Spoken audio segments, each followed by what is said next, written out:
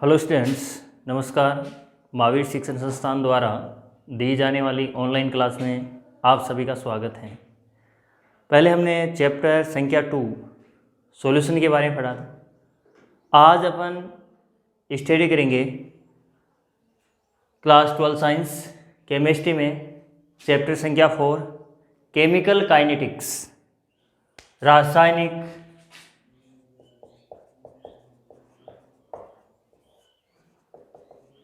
बल गतिकी। Chemical kinetics, रासायनिक बल गतिकी।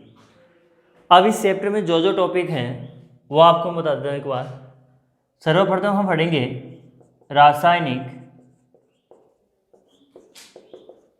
बल गतिकी की परिभाषा। इसके बाद में होगा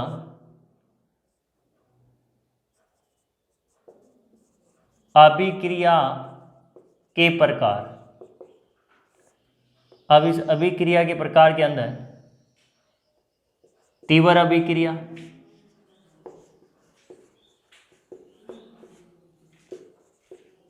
आणविक अभिक्रिया, आयनिक अभिक्रिया,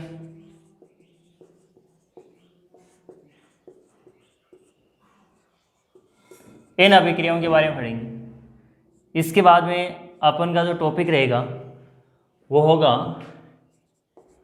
वेग, जिसमें बोलेंगे अभिक्रिया का वेग, अभिक्रिया का वेग और इस वेग की परिभाषा और इसकी इकाई। फिर होगा हमारा टॉपिक अभिक्रिया के वेग के प्रकार।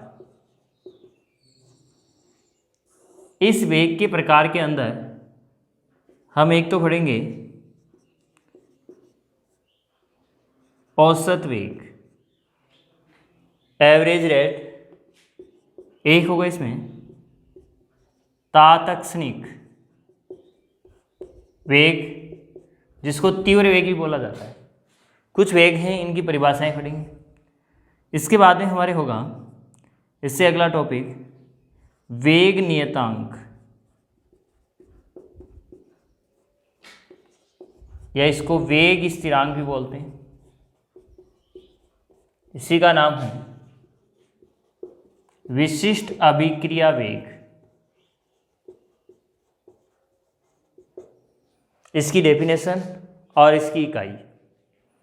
इसके बाद में जो अपन का टॉपिक होगा वो होगा अणु संख्यता।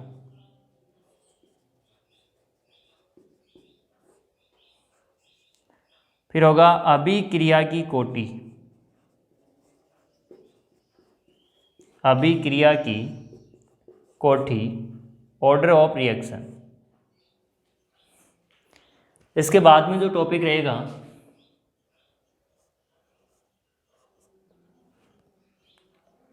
वो होगा अणु संख्यता व कोटि में अंतर।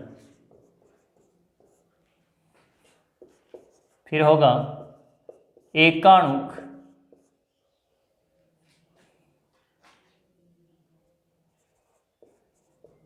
छद्म कोटि की अभिक्रिया।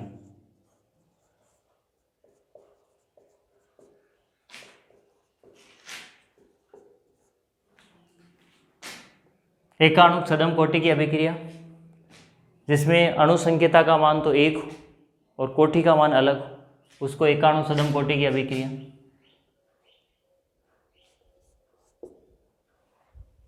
अब देखिए इससे आगे जो टॉपिक होगा उसमें होगी शून्य कोटि की अभिक्रिया। इस शून्य कोटि की अभिक्रिया में एक तो होगी इसकी परिभाषा, एक होगा इसका अवकलित समीकरण,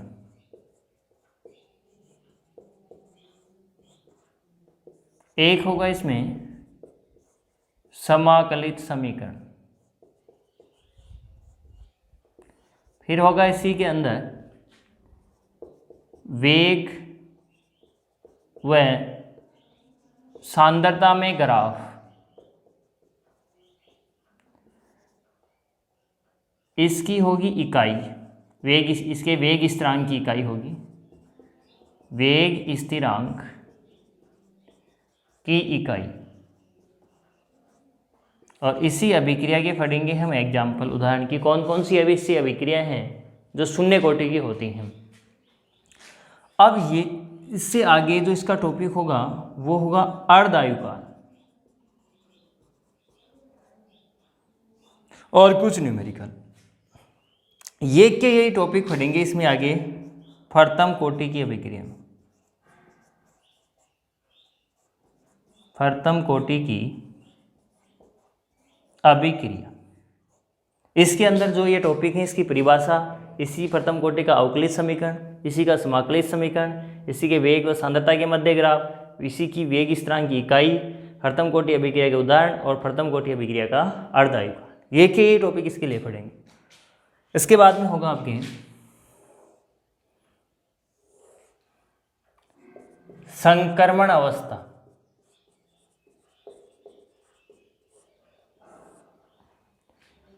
कि कोई भी अभिक्रिया जब पूर्ण होती है तो बीच के अंदर एक मध्य अवस्था आती है, उसको बोलेंगे हम संक्रमण अवस्था। और इसके बाद होगा अभिक्रिया के वेग पर उत्प्रेरक का प्रभाव।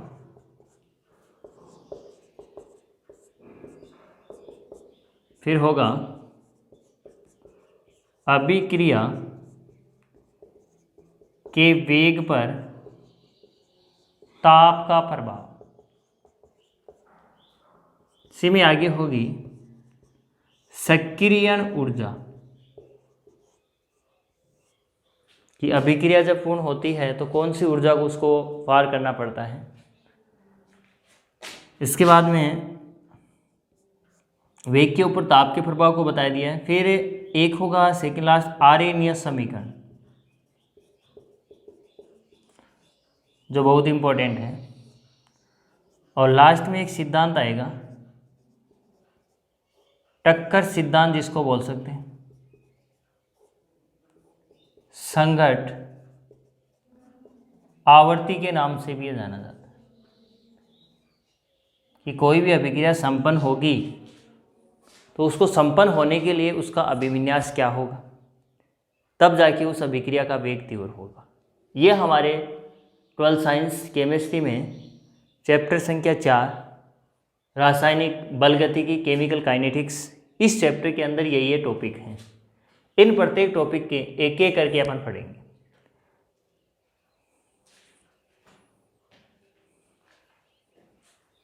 ठीक है, अब मैं टॉपिक प्रारंभ करता हूँ रासायनिक बलगतिकी डेफिनेशन।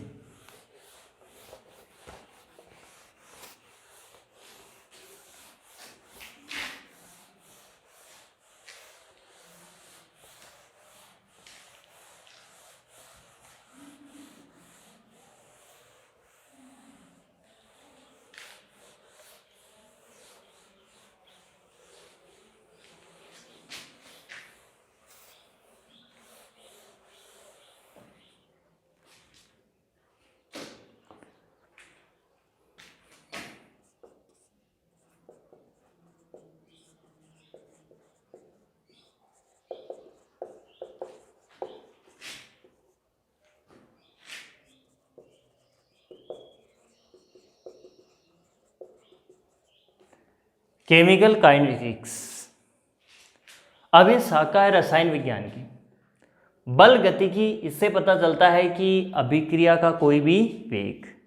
तो देखिए डेफिनेशन के अंदर क्या होगा, रासायनिक बल गतिकी में हम किसका अध्ययन करते हैं, तो रसायन विज्ञान की वह शाखा जिसके अंदर किसी अभिक्रिया के वेग, यानी अभिक्रिया किस वेग से संपन्न हो रही है और वेग को प्रभावित करने वाले कारक,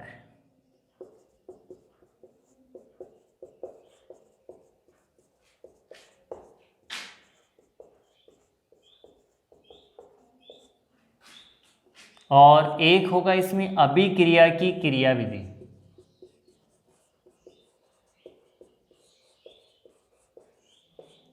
ये इस 3 टॉपिक इसकी डेफिनेशन में आएंगे।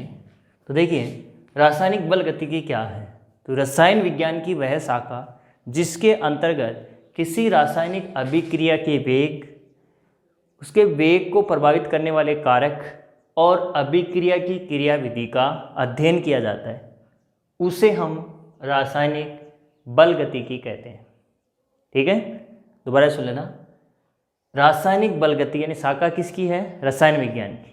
तो रसायन विज्ञान की वह शाखा जिसके अंतर्गत अभिक्रिया के वेग को प्रभावित करने वाले कारक व अभिक्रिया की क्रियाविधि का अध्ययन किया जाता है, रासायनिक बल गतिकी कहलाती है। यानी अभिक्रिया एक पद में हो रही है, दो पद में हो रही है, वो हो गई अभिक्रिया की क्रियाविधि। वेग का मतलब अभिक्रिया किस वेग में संपन्न हो रही है, मंद गति से हो रही है, तीव्र गति से हो रही है, उसके बारे में। और वेग को प्रभावित करने वाले कारक यानी ऐसे कौन से कारक हैं जो अभिक्रिया के वेग को बढ़ा देते हैं, या ऐसे कौन से कारक हैं जो अभिक्रिया के वेग को कम कर देते हैं। तो रसायन विज्ञान की वह शाखा जिसके अंतर्गत अभिक्रिया के वेग, उसके वेग को प्रभावित करने वाले कारक व अभिक्रिया की क्रियाविधि का अध्ययन किया जाता है, उसे हम रासायनिक बल गतिकी कहते हैं। क्लियर? अब जो ये काइनेटिक शब्द है वो ग्रीक भाषा की काइनेसिस, इस काइनेसिस से लिया गया है। और इस काइनेसिस का अर्थ होता है गति, और गति किसकी होगी? अभिक्रिया की। यानी अभिक्रिया किस वेग से संपन्न हो रही है, यह होगी रासायनिक बल गति। अब अपन पढ़ते हैं अभिक्रियाओं के प्रकार।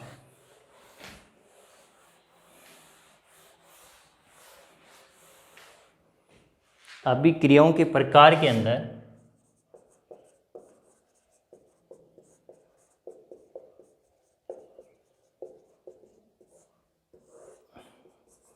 एक तो पढ़ रहे हैं अपन तीव्र अभिक्रिया,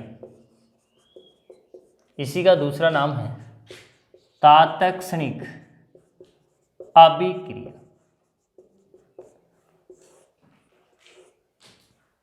तात्क्षणिक यानी जो थोड़े से क्षण में पूर्ण हो जाए, तीव्र यानी जिसका वेग क्या हो? बहुत ही अधिक हो। कुछ अभिक्रियाएं ऐसी होती हैं जो पलक झपकते ही पूर्ण हो जाती हैं, यानी चंद सेकंडों में पता भी नहीं चलता। तो ऐसी अभिक्रिया जो पलक झपकते या चंद सेकंडों में पूर्ण हो जाती हैं, उन्हें हम तीव्र अभिक्रिया या तात्क्षणिक अभिक्रिया कहते हैं। ऐसी अभिक्रियाओं के वेग का पता लगाना बहुत ही मुश्किल हो जाता है, क्योंकि उनका वेग का पता लगाएं कैसे लगाएं? क्योंकि उनके अंदर पलक झपकते ही पूर्ण हो जाती है, यानी समय बहुत ही कम लगता है। क्लियर? जैसे एग्जाम्पल ले रहा हूँ, क्वेश्चन भी आता है NaCl, AQ का मतलब होता है एक्वस यानी जलीय माध्यम, सोडियम क्लोराइड है।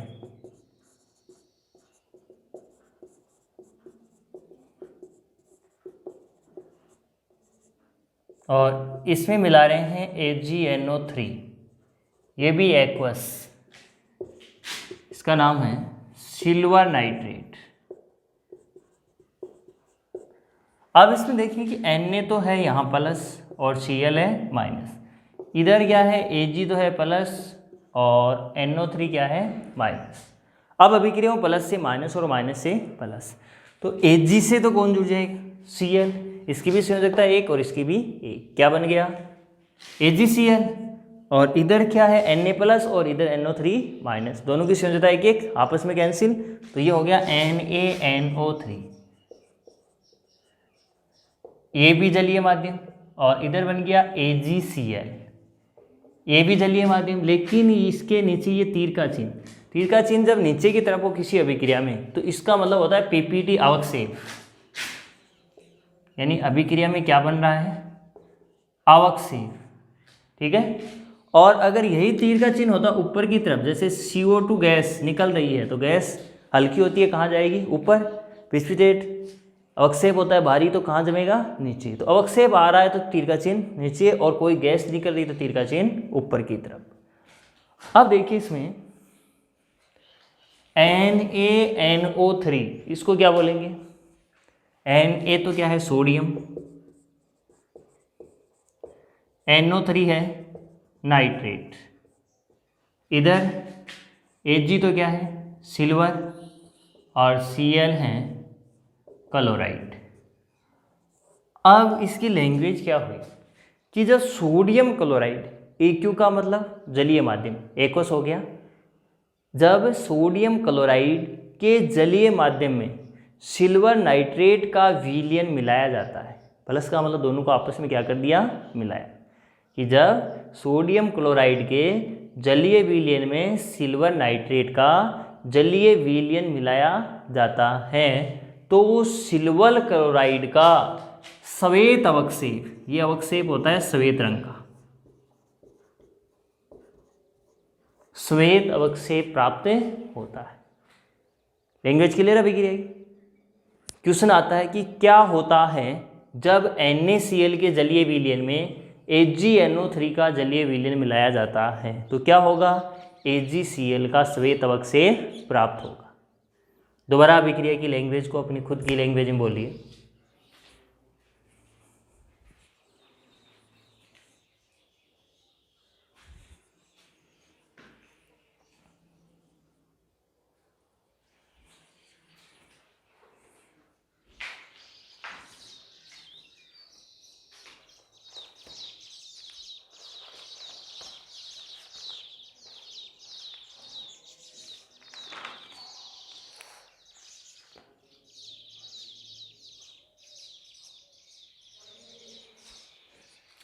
क्लियर? अब आगे देखिए, दूसरी अभिक्रिया है मंद अभिक्रिया। वही नाम से होता, तीव्र का मतलब जिनका वेग क्या हो, बहुत ही अधिक, तुरंत खत्म हो जाए, और मंद का मतलब जिनको पूर्ण होने में काफ़ी दिन लग जाएं, या काफ़ी महीने लग जाएं, या काफ़ी वर्ष लग जाएं। दूसरी है मंद अभिक्रिया।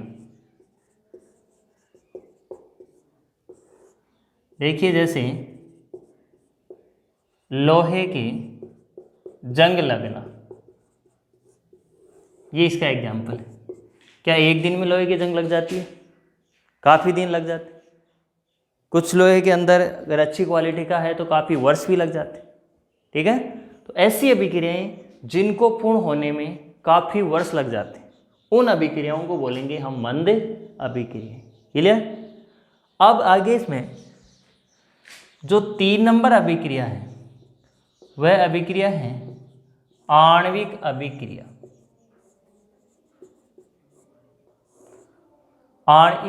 इस देख, पहली अभिक्रिया तो थी तीव्र, उसका वेग निर्धारण नहीं किया जा सकता क्योंकि पलक जब होती तुरंत पूरी हो जाए, वेग का पता भी नहीं लगता।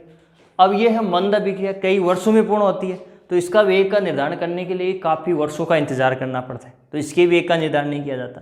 तीसरी अभिक्रिया आणविक अभिक्रिया। इस अभिक्रिया के वेग का निर्धारण आसानी से किया जा सकता है।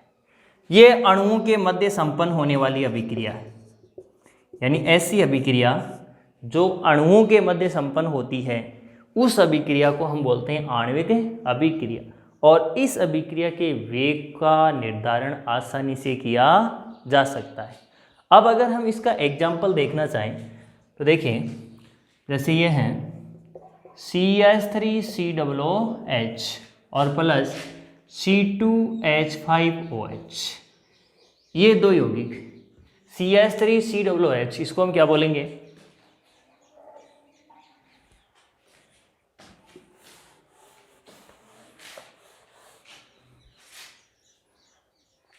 एसिटिक अम्ल, एसिटिक अम्ल, और C2H5OH ये है एथिल एल्कोहल। ठीक है, अब देखिए अम्ल हमेशा क्या देता है, H+, ठीक, और यह एल्कोहल के OH के साथ में अभिक्रिया करेगा, तो इधर से H और इधर से OH, बाहर क्या निकल गया, H2O, और ये अभिक्रिया होती है अम्लीय माध्यम में, या तो अम्लीय माध्यम लिख दीजिए या H+ का मतलब भी क्या है, अम्लीय माध्यम। अब जल बाहर निकल गया, इधर तो क्या बचा, CH3COO, अब H निकला तो इसकी एक वैलेंसी फ्री, और इससे क्या निकल गया, OH, इधर क्या बचा, C2H5, तो इससे जुड़ जाएगा C2H5, तो इसको बोलेंगे हम, ये तो हो गया एथिल और ये हो गया एसीटेट, तो ये बन गया एथिल एसीटेट। क्लियर?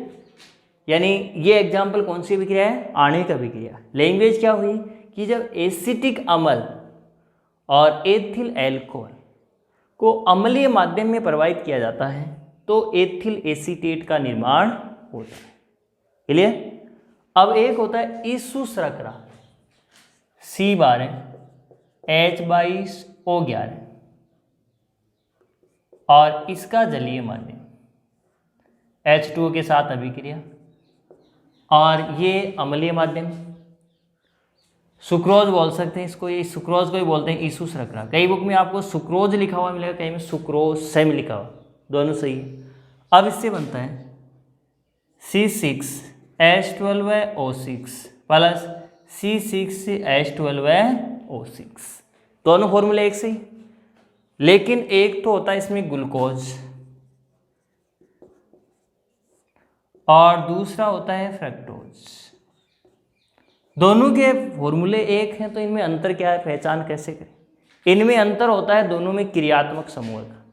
ठीक है, जो ग्लूकोज होता है इस ग्लूकोज के अंदर तो एल्डिहाइड क्रियात्मक समूह पाया जाता है CHO वाला, और जो फ्रक्टोज होता है इसमें कीटोनिक क्रियात्मक समूह पाया जाता है। तो इनकी पहचान की जाती है क्रियात्मक समूह के आधार पर। तो ये आपको दो एग्जाम्पल मैंने बताए इसके अंदर। अगला एग्जाम्पल अगर आप और देखना चाहो तो जैसे एस्टर है, ये जो कंपाउंड है इसी की अभिक्रिया किसी एक क्षारक के साथ में करवा दें,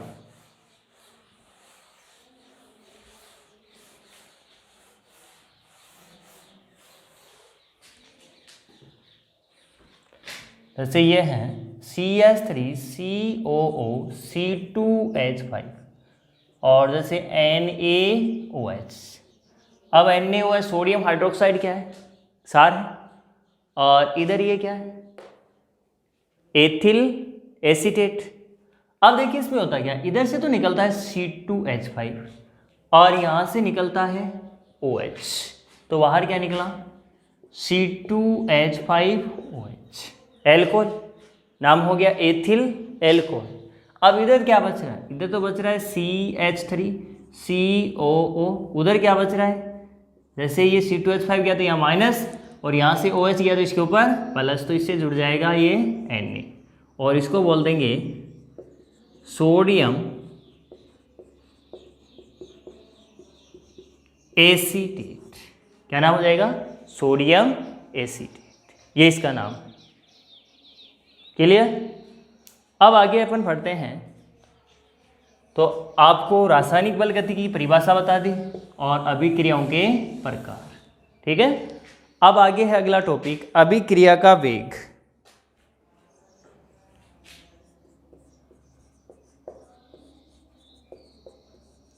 अभिक्रिया का वेग। अब जो अभिक्रिया का वेग है उसका आपको फॉर्मूला याद रखना है। क्या याद रखना है इसका फॉर्मूला, उसी के अंदर अभिक्रिया के वेग की परिभाषा आ जाएगी। देखिए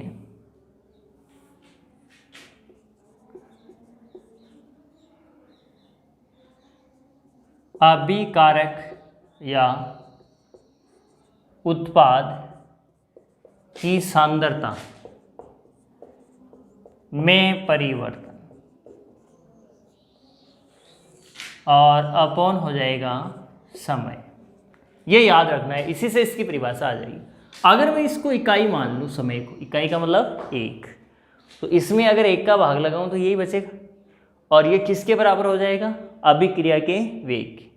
अब ये बराबर कब हुआ, जब समय को हमने एक माना, यानी इकाई समय में।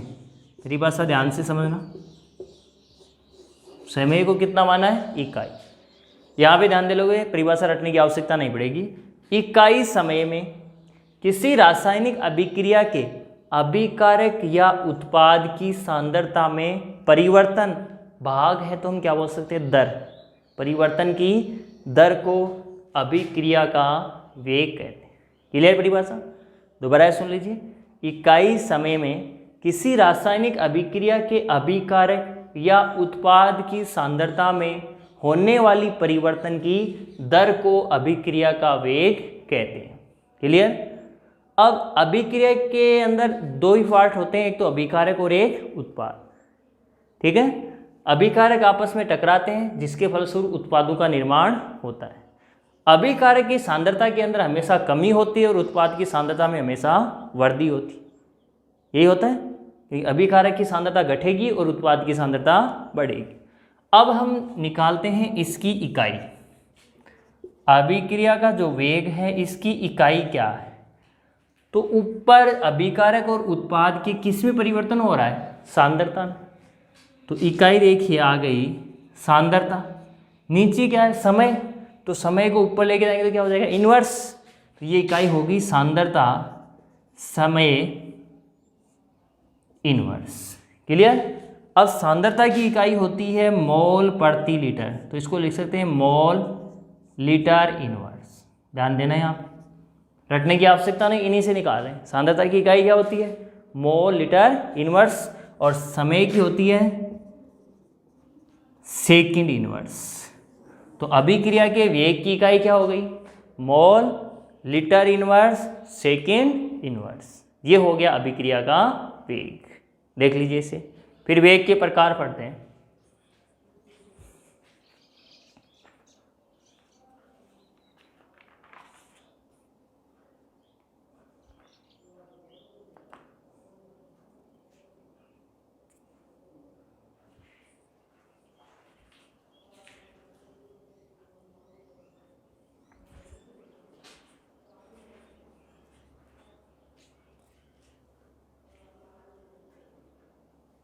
क्लियर?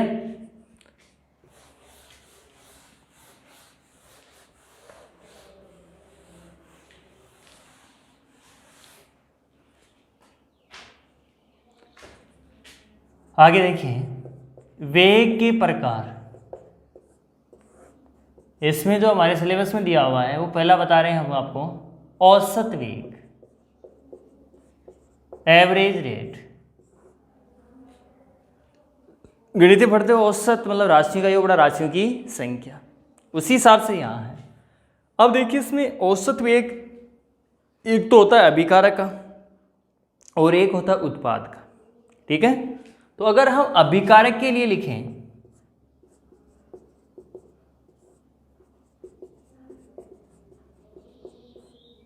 अभिकारक के लिए औसत वेग बराबर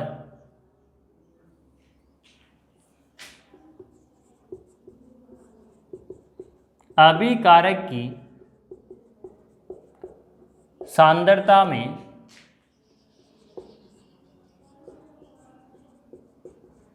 परिवर्तन अपॉन परिवर्तन में लगा समय, या केवल समय लिख सकते हैं। भाग है तो इसे अनुपात बता सकते हैं। अब हमेशा अपने 11वीं क्लास में पढ़ा था कि अभिकारक है उसकी सांद्रता में कोई अभिक्रिया होती है तो कमी आती है। ठीक है? सांद्रता में क्या आएगी? कमी। तो इससे जो बराबर का चिन्ह है इससे पहले लगा देंगे माइनस से। माइनस का मतलब किसको प्रदर्शित कर रहा है? यानी अभिकारक की सांद्रता में कमी हो रही। क्लियर? इसको अगर हम शॉर्ट में लिखना चाहें तो R A V, A V का मतलब हो गया एवरेज, आर का मतलब हो गया रेट। एवरेज को बोलते हैं औसत और रेट को बोलते हैं वेग, बराबर माइनस परिवर्तन, परिवर्तन को प्रदर्शित करते हैं डेल्टा द्वारा। सांद्रता, सांद्रता को इंग्लिश में बोलते हैं कंसंट्रेट, तो इसको बोल देंगे डेल्टा सी।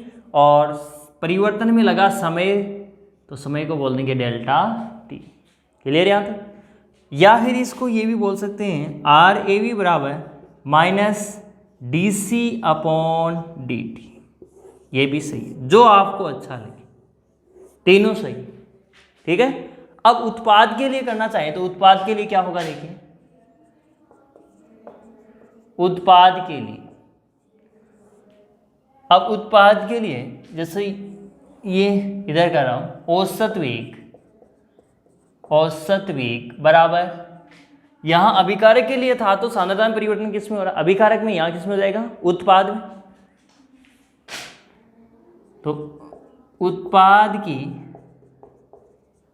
सांद्रता में परिवर्तन अपॉन परिवर्तन में लगा समय। क्लियर। अब यहाँ पे माइनस चिन्ह यहाँ पे कौन सा आ जाएगा, प्लस, क्योंकि उत्पाद की सांद्रता हमेशा बढ़ती। या इसको आर ए बी बराबर क्या लिख देंगे, delta C upon delta T, ये प्लस सी। या फिर क्या लिख सकते हैं, आर ए बी बराबर plus D C upon D T. इसी से इसकी परिभाषा आएगी कि औसत वेग क्या है। देख लीजिए दोनों में और परिभाषा सोचिए।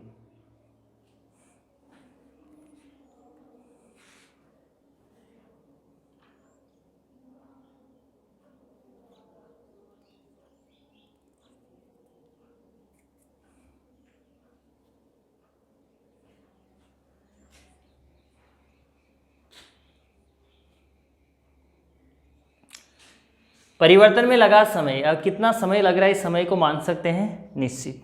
ठीक है, देखिए निश्चित समय में किसी रासायनिक अभिक्रिया में अभिकारक व उत्पाद की सांद्रता में परिवर्तन अपॉन समय, नीचे क्या है समय, अभिकारक या उत्पाद की सांद्रता में परिवर्तन व समय के भाग को बोल देंगे अनुपात।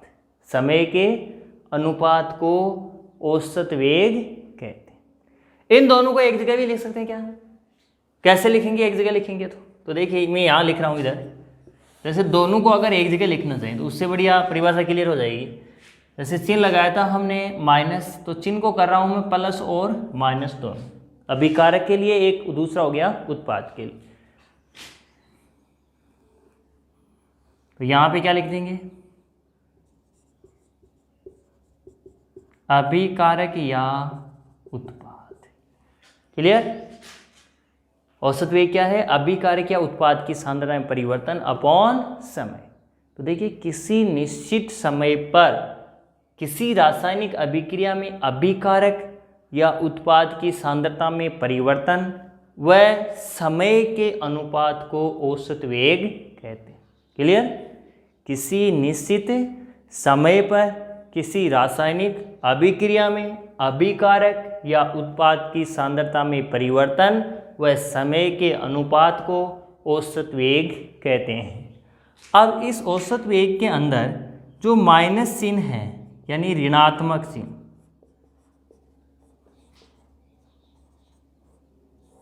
ये कर रहा है अभिकारक की सांद्रता के घटने को प्रदर्शित। यानी इसका मतलब क्या है, ऋणात्मक चिन्ह का मतलब अभिकारक की सांद्रता घट रही है या फिर कम हो रही है। और इसके अंदर जो प्लस चिन्ह है धनात्मक, ये किसको प्रदर्शित कर रहा है, धनात्मक चिन्ह का मतलब उत्पाद की सांद्रता बढ़ रही। क्लियर। तो माइनस प्लस का मतलब समझ में आ गया, प्लस का मतलब उत्पाद की सांद्रता बढ़ रही है, माइनस का मतलब अभिकारक की सांद्रता घट रही है। अब इसमें औसत वेग के लिए अभिकारक और उत्पाद के लिए ग्राफ बना रहा हूं।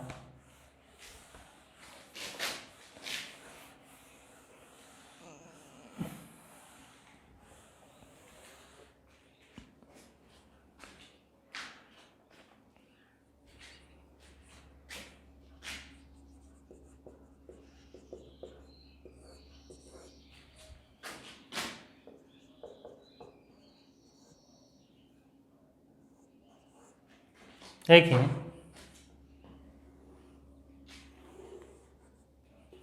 इधर तो ले रहा हूँ समय एक्स से और वाई एक्स पे ले रहा हूँ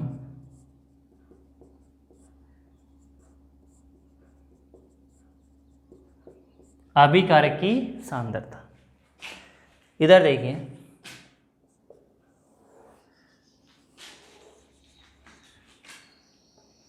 वही एक तरफ समय या अभिकारक लिया तो यहाँ क्या ले लेंगे, उत्पाद की सांद्रता। जब भी बताया कि आपको कोई रासायनिक अभिक्रिया संपन्न होती है तो अभिकारक की सांद्रता घटती है और उत्पाद की सांद्रता बढ़ती है। तो प्रारंभ में अभिकारक की सांद्रता अधिक होगी या उत्पाद की, प्रारंभ में होगी अभिकारक की सांद्रता अधिक। t बराबर 0 समय पर, यानी जब अभिक्रिया प्रारंभ ही नहीं हुई। बता रहे कि अभिकारक की सांद्रता जैसे जैसे अभिक्रिया संपन्न होगी, समय बीतेगा, अभिकारक की सांद्रता कम होगी और उत्पाद की सांद्रता बढ़ेगी। तो अभिकारक की सांद्रता कम हो रही है तो ग्राफ आएगा ऊपर से नीचे की तरफ, ठीक है, 11वीं क्लास में भी था ये। अब और जितनी इसकी सांद्रता कम हुई उतनी उत्पाद की क्या होगी, बढ़ेगी। t बराबर 0 समय पर अभिक्रिया प्रारंभ भी नहीं हुई तो उत्पाद की सांद्रता क्या है, 0 है, तो ये 0 से प्रारंभ हो गया, यानी पहले सांद्रता थी कम और धीरे धीरे सांद्रता क्या हो रही है, बढ़ रही है और एक निश्चित समय के बाद में स्थायी हो जाती है। अब देखिए जैसे यहाँ पर हम प्रारंभ में इसकी सांद्रता में हुई थी वृद्धि और धीरे धीरे हो रही है कमी।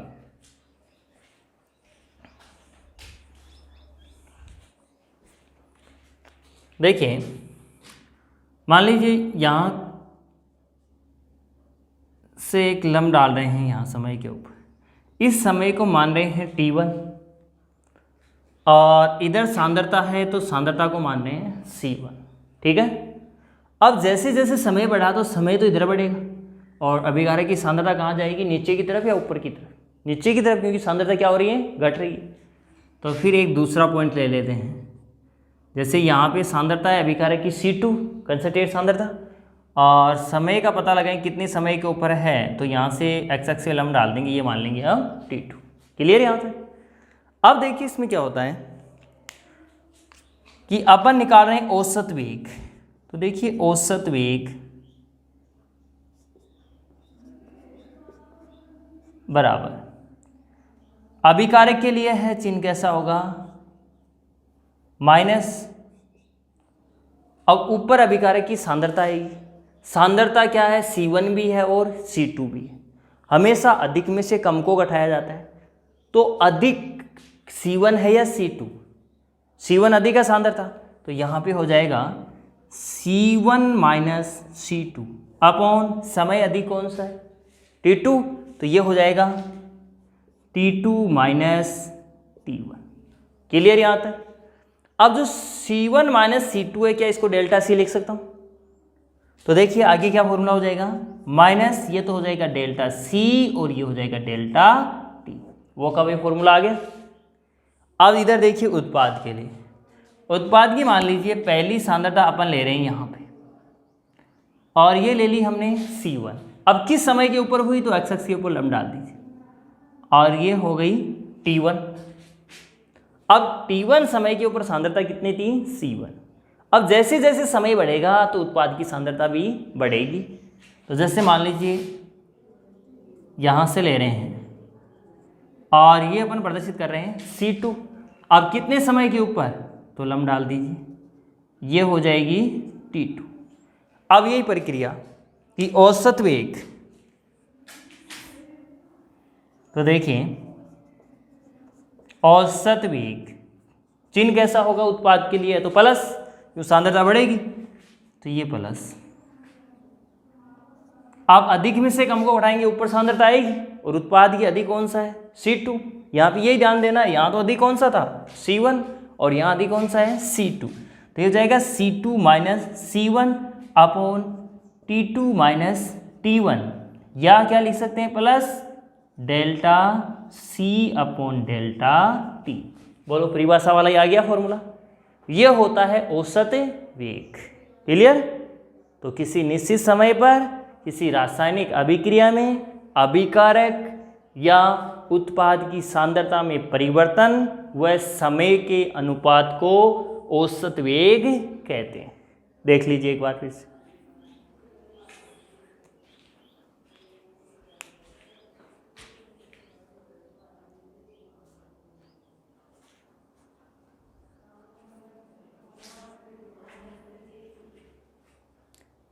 क्लियर।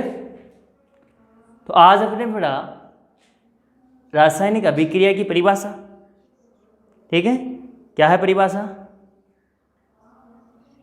रसायन विज्ञान की वह शाखा जिसके अंतर्गत किसी रासायनिक अभिक्रिया के वेग को प्रभावित करने वाले कारक व अभिक्रिया की क्रिया विधि का अध्ययन किया जाता है, उसे हम रासायनिक बल गतिकी यानी केमिकल काइनेटिक्स कहते हैं। और जो काइनेटिक शब्द है ये ग्रीक भाषा के काइनेसिस से लिया गया है, जिसका अर्थ होता है गति।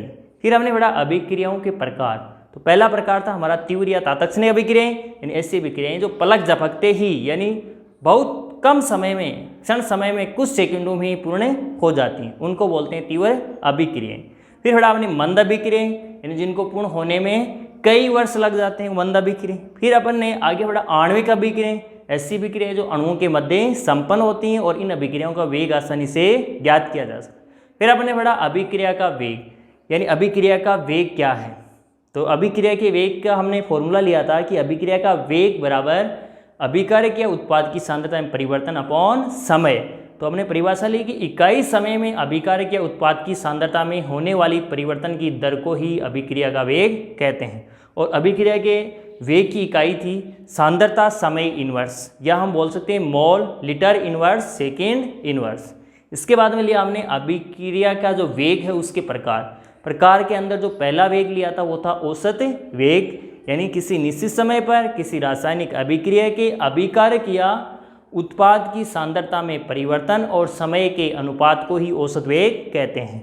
जब भी कोई रासायनिक अभिक्रिया संपन्न होती है तो अभिकारक की सांद्रता घटती है और उत्पाद की सांद्रता बढ़ती है। अभिकारक की सांद्रता घट रही है, इसको प्रदर्शित करते हैं ऋणात्मक चिन्ह द्वारा, और उत्पाद की सांद्रता बढ़ रही है, इसको चिन्ह प्रदर्शित करते हैं धनात्मक चिन्ह द्वारा। आज की क्लास यहाँ तक, ठीक है।